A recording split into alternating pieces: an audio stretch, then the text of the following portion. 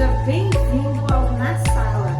Boa noite, Edson. Boa noite, Andresa. Tudo bem? Tudo bem, pessoal? Sejam muito bem-vindos à sala. E hoje nós vamos continuar o capítulo 6 de Gênesis. Semana passada nós falamos do versículo 1 ao versículo 8.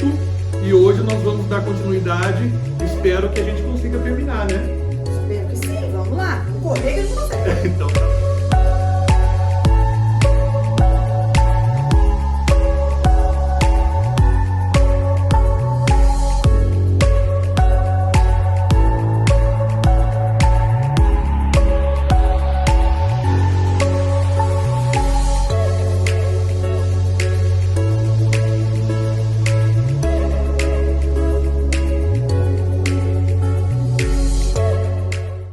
Andresa, você faz Dá uma recapitulada né? aí pra gente? Então nós iniciamos o capítulo 6 falando da corrupção do ser humano, né? Falando que a semente espiritual da mulher, a descendência de Sete, agora também havia se corrompido quando ela se mistura com a descendência de Caim.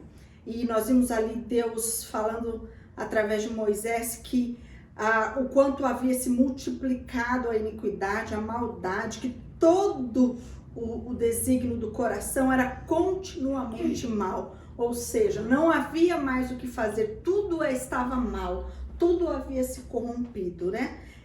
Mas no meio desse caos todo, de toda essa corrupção, de tudo que se afastou de Deus, Deus acha graça em um homem. Noé encontrou favor no Senhor. Isso, e finaliza então o verso 8. Porém, Noé achou graça diante de Deus. Então, assim finalizamos a semana passada, no versículo 8, e hoje nós vamos começar com o verso 9. Verso 9 de Gênesis 6. Exatamente. Então, vamos lá. Estas são as gerações de Noé. Lembra que nós falamos no hebraico, né, o Toledote de Noé, a história de Noé. Assim como nós vimos o Toledote de Adão, agora estamos no de Noé, que só vai acabar, né, lá no capítulo 10. Capítulo 9, começa a falar verso 29. Daí começa a falar, no 10 começa a falar da geração dos filhos. Então só finaliza esse Toledote, que é utilizado para falar sobre o patriarca, sobre uma geração, e a tradução de Toledote é geração. Deles, né? Então, esse daqui vai até 9:29. A partir do 10, começa das gerações. Sete, Cã. Isso. Né? Então, vamos lá. Noé era um homem justo e íntegro entre os seus contemporâneos. Noé andava com Deus. Olha que quanta informação a respeito desse homem que encontrou favor diante de Deus no verso 8, nós vimos isso. O verso 9 está nos dando aqui. Ser justo, né? O fato de Moisés estar nos dizendo aqui que ele é justo, do hebraico tzadik, não sei se é assim que fala, tzadik, que significa aquele que vive de acordo com o padrão estabelecido por Deus. Noé era esse homem que vivia de acordo. O que significa para nós, Moisés está nos dizendo aqui? Nós vimos ali quantas coisas que Deus havia estabelecido, princípios, como elas deveriam ser, e que foram alterados. Por exemplo, quando começa a bigamia, a poligamia. Exatamente. Né? Então, dizer isso sobre Noé é dizer que ele mantinha aquilo que como Deus criou, tanto como o adorar a Deus, como deveria ser quando nós vimos que Caim fez da forma errada, o casamento como ele devia ser, né? Todas as relações que Deus estabeleceu lá no jardim. Sim. Nós entendemos quando Moisés fala aqui para nós que ele era justo, que Noé andava de acordo com isso. E essa é a primeira vez que aparece essa palavra no texto bíblico, justo. É uma afirmação de integridade. Eu vejo que há uma informação de integridade aí, e eu vejo também, eu vou colocar mais um texto aí, que é Deuteronômio 32:4. É uma oração, e diz o seguinte, Deus falando, eis a rocha. Quem é a rocha? É o Senhor. Suas obras são perfeitas, porque todos os seus caminhos são juízo. Deus é fidelidade, e nele não há injustiça, é justo e reto. Essa justiça de Deus É essa justiça que ele está falando de Noé. Porque hoje nós entendemos justiça como a nossa própria justiça. Né? Hoje, essa geração que nós temos, a nossa geração, ela entende a justiça como a sua própria justiça. E Deus está falando, é a visão de Deus falando, Noé é um homem justo. E a justiça não era a justiça dele próprio, era a justiça de Deus. Por isso é importante a gente entender na língua original do texto qual é o sentido dessa de palavra, justiça, né? O tzadik, que é você ser aquele que vive de acordo com o padrão estabelecido por Deus. Não é a nossa justiça. Não é o nosso padrão. Hoje está muito comum, né, as pessoas falarem sobre justiça. Eu sou justo, eu sou reto, eu sou íntegro. Mas qual que é a referência de tudo isso? Qual a referência? Né? Eu sou justo referente a quê? Qual é o nosso ponto de partida, né? Exato. Então eu acho que aqui, nessa palavra hebraica que você falou sobre justiça, é a justiça de Deus. E é nessa justiça que ele está se baseando. Né? A régua aqui é a régua de Deus. É isso mesmo. Né? É isso então, mesmo. essa afirmação de integridade, quem nos dá é o Senhor. É o Senhor. E sabe uma coisa muito interessante? Assim, que a justiça de Noé não vinha das coisas boas que ele fazia, das suas boas obras, mas é o contrário. Aquilo que de bom ele fazia, as suas boas obras, é que vinham da justiça que ele dava. Exatamente. Né? É isso aí. É o contrário, não é porque fazemos tal coisa boa que somos justos. Somos justos, por isso fazemos. Sim. Que é também hoje, se a gente se trouxermos para a nossa realidade como cristãos, né, fala sobre obras, né? Nós somos salvos pela graça, mas a graça, uma consequência da graça são as boas obras também. As boas obras. Né? Então aqui, da mesma forma, ele era um homem justo, porque a justiça dele provinha do parâmetro de Deus, e o que ele fazia, a consequência disso, eram boas obras, eram boas ações que ele fazia. E além de justo, o texto vai nos dizer agora que ele era íntegro.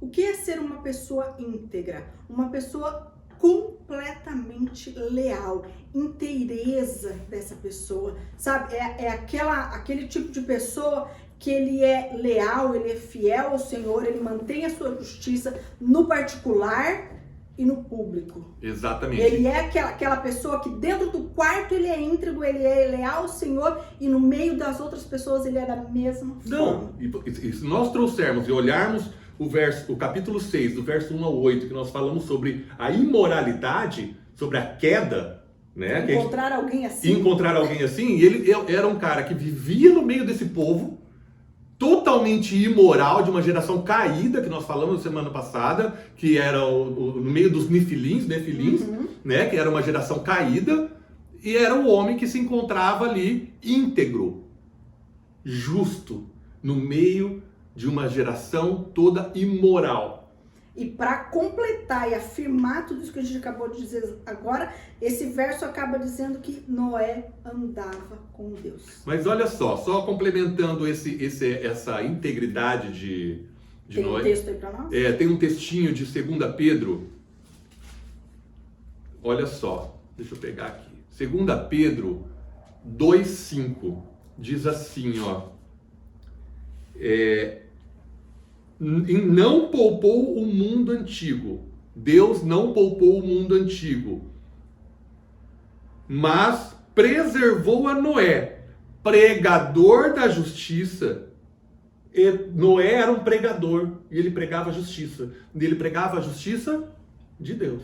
Ele era uma testemunha, ele era um exemplo. Exato. Do que é ser justo. Sim, então agora imagina Noé com essa justiça como parâmetro de Deus no meio de um povo totalmente imoral. Era diferenciado, tinha algo diferente nele que chamou a atenção de Deus. Com certeza. Né? É interessante, se você olhar para os textos bíblicos, você vai ver Noé, você vai ver Daniel, você vai ver Enoque, homens que andaram com Deus e que tiveram um olhar diferente de Deus sobre eles, né? Sobre a vida deles, né? Então, como eu estava dizendo, ele termina esse verso dizendo que andou com Deus, afirmando toda essa justiça, toda a integridade de Noé, porque se ele andava com Deus, nós temos a certificação de Amós 3,3, que nos diz que andarão dois juntos se não houver entre ele acordo. entre eles acordo? Sim. Então, havia uma concordância, havia uma unidade entre Noé E a dependência o Senhor, dele, assim né? como houve com Enoque. Uma dependência total de Deus. Total De Deus. Então, se nós olharmos para a vida de Noé, durante todo esse estudo que nós vamos falar, vocês vão ver que, a não ser lá no final, que ele se desnuda para o filho, né? Que ele tá meio. Assim, mas se você não vê. Isso que você fala, porque dizer que não era justo, o íntegro que andava com Deus, não significa que não era perfeito. Exato. Existe uma tradução que diz aqui que ele era perfeito. Não, ele não era perfeito. Ele tinha também a sua natureza de pecado, nasceu em pecado como todos nós. Exatamente. Entendeu? Essa percepção. Não significava que ele não era um pecador. Não é isso. Essa percepção que eu gostaria de trazer, nós vamos ver lá no final, quando ele se embebeda, né? Então tem um deslize. Ele não era perfeito. Que mostra que ele era um homem. Mas um isso homem mostra para nós que mesmo nas nossas imperfeições, mesmo com a nossa natureza adâmica, nós podemos Exatamente, viver em justiça diante de Deus, isso aí. Integridade diante de Deus. É a dependência total de Deus, viver na integridade de Deus, vivendo na justiça de Deus, não na nossa própria justiça, para quem sabe um dia alcançarmos, sermos como Noé. Cai o dito popular que somos frutos do meio. Exato, é isso, exatamente. Então, você sabe que essa história de Noé também, existem várias versões da história de Noé, né? Existem várias histórias do mundo antigo com Noé. Não era o mesmo nome, não eram os mesmos personagens, mas se baseavam na história de Noé, do Noé bíblico, né? Para fazer trazer essa integridade de um homem que foi reconhecido por Deus por ele ser, mesmo sendo homem. Sim. Né? Então existem várias histórias sobre isso. Histórias de um dilúvio. Exato, e esse dilúvio realmente existiu, né? Sim, eu creio. Vamos lá, verso 10. Gerou 3 filhos, Sem, Cã e Jafé. Então Noé, ele foi o progenitor daqueles através dos quais Deus reconstrói as nações. Eu fui ver por que enfatizaram isso sobre a geração dele ali, gerou 3 filhos, Sem, Cã e Jafé. Porque existe a integridade dele. E aqui, esse verso 10 foi deixado aqui de propósito, para mostrar que existiria uma geração após ele. Né? Quem são, né? Quem são os caras? Quem são os Sem, dos Semitas, o Cã e tal. Então, isso foi deixado propositalmente por Moisés para que mostrasse realmente que existia uma geração após ele. E até aqui eu me lembrei agora, aqui essa sequência Sem, Cã e Jafé não é a sequência de idade dos filhos. Sem não foi o primogênito, Sem não era o filho mais velho. Mas lembra as semanas atrás, quando nós estávamos falando da importância de genealogia e do cuidado de se ter de não querer estabelecer datas a partir das genealogias bíblicas, porque normalmente o primeiro ali não necessariamente ele vai ser o mais velho, mas aquele que tem um destaque naquilo que Moisés quer nos ensinar, que tem um destaque naquilo no propósito de Deus. Então esse aqui é um exemplo muito claro disso, que a gente não pode se basear nessas genealogias para querer datar a terra, para querer dizer quantos anos tem isso, tem aquilo, porque aqui é um exemplo claro, Sem não era o filho mais velho e é o primeiro que está falando aqui. Exatamente. Então, esse versículo 10 foi deixado ali para realmente mostrar a geração santa, a geração íntegra que Noé deixou para a história. Mais para frente a gente vai ver que um deles não deu coisa boa, mas deixa isso para depois. Vamos lá. 11. A terra estava corrompida à vista de Deus e cheia de violência. Deus olhou para a terra e eis que estava corrompida, porque todos os seres vivos haviam corrompido o seu caminho na terra. Então, por causa da corrupção do ser humano, mais uma vez, assim como lá no Éden, o homem é que é o responsável por destruir, por desfazer aquilo que Deus criou. No verso 11, ele reforça o estado crítico moral e espiritual do homem, né? Que nós vimos lá no 6, de 1 a 8. Caído. Então, ele está realmente reforçando aquilo que já foi dito, né? A terra estava corrompida à vista de Deus e cheia de violência. Aqui a violência, nós encontramos esse termo de violência aqui também em outros textos. Mas aqui ele está dizendo sobre afronta, sobre humilhar a Deus, sobre as intrigas, apostasia. Então, esse termo violência, ele está pegando mais nisso, nessa afronta do homem com Deus. E é aí que leva a consequência, porque se você reparar ali, você leu 3 vezes corrompido. A palavra corrompida, a corrupção em 3 vezes em 2 versículos. Ele diz, a terra estava corrompida, viu Deus a terra e eis que estava corrompida, porque todo ser vivente havia se corrompido. Então essa corrupção, essa violência, essa afronta do homem perante Deus fez com que Deus, vou usar um termo esdrúxulo aqui, um termo um pouco pesado, mas a consequência era do mesmo tamanho da violência.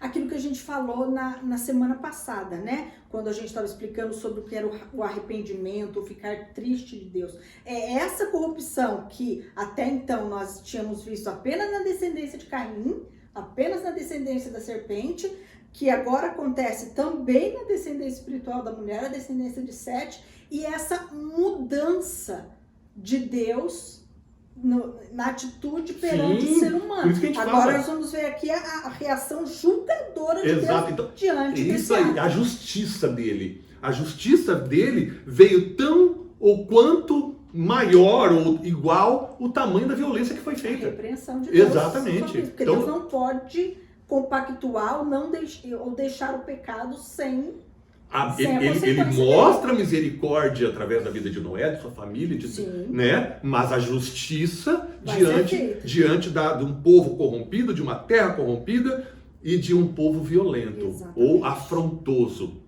Isso aí. Sigamos. 13. Então disse Deus a Noé. Aqui nós vemos a resposta de Deus. Diante a toda essa corrupção. Diante de toda essa afronta, no 13 a gente vê a resposta de Deus então. Vai lá. Resolvi acabar com todos os seres humanos, porque a terra está cheia de violência por causa dele. Eis que destruirei juntamente com ele a terra. Essa é a resposta de Deus frente a esse cataclisma, essa afronta, essa violência, essa terra corrompida. Essa é a resposta de Deus. Isso aí. É a atitude de Deus, né? A mudança no comportamento de Deus, de comunhão, de estar ao lado do ser humano. E agora, quando ele se afasta de Deus, né? Tudo isso que você vinha falando, essa apostasia dessas pessoas faz com que Deus tenha que fazer isso. E agora o 14 é o plano. Isso. Vamos colocar o plano para rodar. Vamos ler até o 16, daí a gente fala sobre ele. Faça uma arca de tábuas de ciprestre.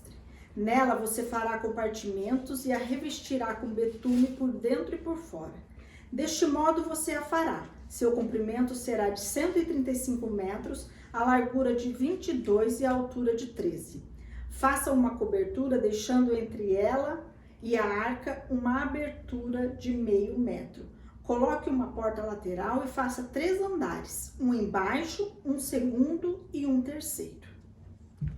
Então aqui a gente vê Deus trazendo a descrição de como deveria ser, né? E a gente vê aqui que a arca não era um barco, né? Ela era um baú. Ela não tinha leme. Um baú. Ela não tinha leme, ela não tinha... Era Deus. Exatamente. Né? Só ia flutuar. Isso, ela não foi feita para navegar, ela foi feita para flutuar. Né? Deus então, a conduziria, né? Exatamente. Então ela não tinha o formato de um barco, pela descrição aqui, ela era um baú com 3 pavimentos, e tinha uma clarabóia. Isso, né? Toda betumada, né? Toda betumada. O betume, para quem não sabe, é como se fosse um asfalto nosso hoje, né? Você esquentava esse betume, passava e ele secava e ali ele fechava mesmo, ele lacrava a parte de fora e a parte de dentro. E era muito grande. Muito grande, né? Muito grande, né? Eu estava vendo um documentário do dia e o maior navio já construído pelo ser humano, ele tinha 100 metros de comprimento. Pensa. Olha só. Por isso demorou tanto tempo. Exatamente, mas de madeira, né? Imagina, 130 aqui quanto ficou. Então vamos lá, verso 17. Porque vou trazer um dilúvio de água sobre a terra para destruir todo ser em que há fôlego de vida debaixo dos céus. Tudo que há na terra será destruído. Então, uma enchente de grandes proporções é anunciada por Deus. Agora, eu fico imaginando Noé ouvindo isso. Uhum. E olha o tamanho da fidelidade, da confiança, da fé fé desse homem. Porque eu penso que quando Deus fala, até então é a primeira vez que vai falar sobre o dilúvio aqui, Sim. né? Na hora que falou lá sobre a arca, acho que ele imaginou que alguma coisa de água e tal. Mas na hora que ele fala dilúvio, era algo que nunca tinha acontecido. Sim. Pensa Noé ouvindo aquilo, mas que venha ser um dilúvio, Deus. Que será que é isso que ele vai mandar? Olha o tamanho. Se isso acontece hoje, nós sabemos o que é um dilúvio. A gente sabe para que a gente está se preparando. Não pode, a gente não viveu isso, mas a gente sabe, a gente conhece, sabe né? Uhum. Noé não sabia o que era isso. Pensa o tamanho da confiança desse homem, Deus, o tamanho da obediência desse homem, né? Meu Deus, 18. Contigo, porém, estabelecerei a minha aliança. Entrarás na arca, tu e teus filhos, e tua mulher, e as mulheres de teus filhos. Aqui Deus faz uma aliança, né? E aqui ele empenha a palavra dele, né? A promessa e a confiança que Noé tinha em Deus era tão grande que Deus somente falou assim: olha, faz a arca. Faz a arca. E qual é a garantia de tudo isso, né? Se fosse nós, tá, Deus, vou fazer a arca. Qual que é a garantia? Né?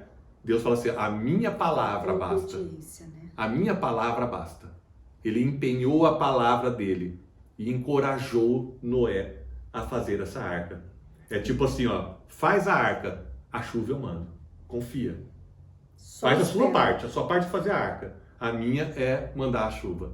E olha só, a gente entende aqui que Noé ele não estaria apenas sendo um sobrevivente, né? Mas ele seria um portador da promessa de Deus lá de Gênesis, do descendente da mulher. Porque se não houvesse Noé, não haveria Abraão, não haveria Davi, não haveria Jesus.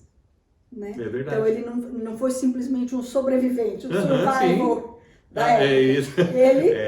Ele seria o portador da geração da dele, né? De Deus. Da geração dele, de 100, né? Que viriam seguidos, viria que Moisés. Jesus, exatamente. Que esmagou a cabeça da serpente. Né? Vou ler aqui o 19, então. De todos os seres vivos, você fará entrar na arca 2 de cada espécie, macho e fêmea, para conservá-los vivos com você. Das aves segundo as suas espécies, do gado segundo suas espécies, de todo animal que rasteja sobre a terra segundo as suas espécies. 2 de cada espécie virão a você, para que sejam conservados vivos. Leve com você todo tipo de comida e armazene-a com você. Isso será para alimento a você e a eles. Foi o que Noé fez, conforme tudo que Deus lhe havia ordenado. Assim ele fez. Aí finaliza a história de Mas sabe o que eu entendo Noé, aqui? né? Deus está dizendo assim, ó. Deus está mostrando para nós ali, Moisés está mostrando para aquelas pessoas que aquilo que Deus fez lá em Gênesis 1, ele vai continuar aqui. Sim. Quando ele pega esses animais, um de cada espécie, vê que é a mesma linguagem da criação. É verdade. Né? Sim. A mesma linguagem usada O lá novo em Adão. Gênesis 1, ele seria o novo Adão. Um novo Adão. Através dele vai continuar tudo aqui. E o verso 22, por 2 vezes ele afirma, Noé, foi assim que Noé fez. Ou seja, ele obedeceu. Conforme tudo que Deus lhe havia ordenado. Assim ele fez. A obediência de Noé. E a gente vai ver aqui, o capítulo 7 vai falar, nós vamos entrar no dilúvio. Deus falou uma vez com esse homem. 120 anos. E não falou mais nenhuma vez. 120 anos se passa até que Deus volta a falar com ele. Quantas vezes Deus fala uma coisa, confirma. Confirma, Deus confirma. Não, Deus fala, daí você vai atrás do profeta. Não preciso que Deus me confirme. Você vai atrás do profeta, você vai ouvir uma pregação, você vai atrás de outras respostas para aquilo que Deus já confirmou. Deus não precisou repetir para Noé. Por isso ele era um homem que Deus chamou de justo íntegro, e por isso Deus andava com ele. Meu Deus! Meu Deus. Meu Deus! Eu vou trazer só uma visão neotestamentária aqui, para a gente finalizar. Está lá em Hebreus, capítulo 11, verso 7, que diz assim, ó, pela fé, Noé, divinamente instruído acerca de acontecimentos que ainda não se viam, e sendo temente a Deus, acontecimentos que ainda não se viam. Eu falei, para nós é muito fácil hoje saber de uma enchente, né? Aqui está dizendo, Noé, pela fé, divinamente instruído acerca de acontecimentos que ainda não se viam, e sendo temente a Deus, aparelhou uma arca para a salvação da sua casa, pela qual condenou o mundo e se tornou herdeiro da justiça que vem da fé. Esse era Noé. Noé obedeceu pela fé, ele era temente a Deus, foi o outro ponto aqui, e a obediência de Noé condenou o mundo. Quer dizer, nós temos mais do que ganhar sendo um justo, Com certeza. do que todo o mundo na injustiça. Né? Que foi o caso de Noé. Era um justo. Um justo. Só para descontrair aqui no final, Deus não ficou repetindo para ele as medidas desse negócio, né? Será que ele Pensa anotou? a dificuldade que nós temos para decorar o versículo. Deus falou uma vez o tamanho que tinha que ser essa arca. Será que ele anotou no papelzinho? Acho que não dá. Não dá. O iPad dele. Pegou e jogou no Pensa o notebook. tamanho da seriedade que esse homem levava a Deus. É E a verdade. gente precisa ficar ali, ó, e vai de novo, né? Deus vai lá e fala de novo. Vamos lá, deixa eu ler de novo, deixa eu ver de novo, deixa eu ver de novo. Será que é isso mesmo que Deus quer? Ai, Senhor. É bem isso mesmo. Terminamos essa noite envergonhados. É verdade, é verdade. Né? Não, e assim, e agora condenou até a minha memória, né? Que eu não lembro nem o que eu comi ontem. Imagina se fosse para guardar tudo. E não põe a culpa no Covid. É bem isso. Como nós somos falhos diante do Senhor. Como nós só temos a aprender com esses homens e mulheres, com esses textos que o Senhor deixou para nós. Então, para finalizar, então nós temos que aprender a construir a nossa arca. Né? Entender que nós só precisamos construir a arca, que a chuva Deus manda. Confiar e obedecer. Amém? Amém. Então, beleza, pessoal. Deus abençoe vocês. Até a semana que vem. Vem para a sala. Deus abençoe e tenha uma boa semana. E vem para a sala.